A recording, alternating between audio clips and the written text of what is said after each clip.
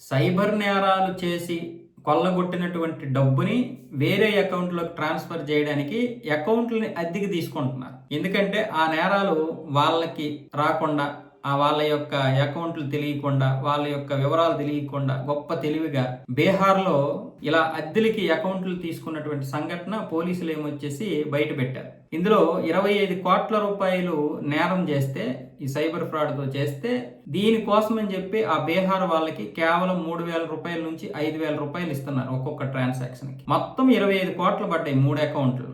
తీరా చూస్తే వీళ్ళకి ఎంత ఇచ్చారంటే 10,000 రూపాయలు, 15,000 రూపాయలు ఇచ్చారు. పోలీసులు వీళ్ళని వెళ్ళి ఎంక్వైరీ చేశారు. అసలు ఈ డబ్బు మీ అకౌంట్లోకి ఎలా వచ్చిందని చెప్తే, వాళ్ళు పలానా వాళ్ళు మా దగ్గరికి వచ్చి డబ్బులు ఇస్తామన్నారు 3,000 నుంచి 5,000 రూపాయలు అని చెప్పి. అంటే వీళ్ళ అకౌంట్లో ఎంత పడ్డదన్న విషయం కూడా వీళ్ళకి తెలియదు.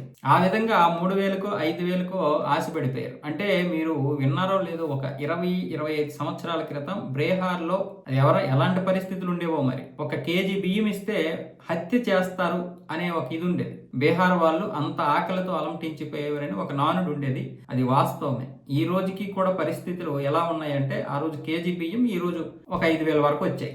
అంటే వాళ్ళు ఇప్పుడు ఎలాంటి పరిస్థితిని ఇంకా మారాలి, ప్రభుత్వాలు మార్చాలి, ఇంకా వారి యొక్క దీన్ని మార్చాలి. ఎందుకంటే విపరీతమైనటువంటి జనాభా. బీహార్ జనాభా 13-14 కోట్ల మంది, ఉత్తరప్రదేశ్ జనాభా 21 కోట్ల జనాభా. సరే, ఉత్తరాఖండ్గా సపరేట్ విడిపోయింది కాబట్టి 20 కోట్ల జనాభా. వీళ్ళందరినీ కంట్రోల్ చేయాలంటే ఖచ్చితంగా ఎక్కువ డబ్బే ఖర్చు పెట్టాల్సి ఉంటుంది. దానికి తగ్గట్లుగానే కొన్ని ప్రభుత్వానికి సవాళ్లు కూడా ఉంటాయి. అయినా సరే ఈ సవాళ్ళను ఎదుర్కొని ఈ నేరగాల నుంచి కాపాడేటటువంటి ప్రయత్నమే కాకుండా, నేర ప్రవృత్తి నుంచి ప్రజలు కూడా ఆలోచించకుండా కష్టపడి పని చేయాలన్న మనస్తత్వం వైపు కూడా మళ్లించాల్సినటువంటి పరిస్థితి ఉంది. అలా చేయాలంటే పని కల్పించాలి. చాలా మంది బీహార్ నుంచి ఈరోజు హైదరాబాదు, బెంగళూరు, చెన్నై లాంటి నగరాలకి తరలిచ్చేస్తున్నారు, వలస వస్తున్నారు. ఇక్కడ కొంతమంది పనులు చేసుకుంటున్నారు, కొంతమంది మాత్రం ఇక్కడ కూడా అలాంటి అలవాట్లే చూస్తూ ఉన్నారు, చేపిస్తూ ఉన్నారు. అందుకే మన తెలుగు సినిమాల్లో కానీ, లేదంటే మన సౌత్ సినిమాల్లో కానీ వెంటనే బీహార్ బ్యాచ్ని దింపండ్రా అంటారు రౌడీలు. అది వాస్తవమే. అది అందుకే బీహార్ ఆ విధంగా పేరుగన్నది. కాబట్టి ఇకనైనా మారాలి, రాష్ట్రాల యొక్క పరిస్థితులు మారాలి. లేకపోతే ఇలాగే క్రైమ్ పెరుగుతూ ఉంటుంది.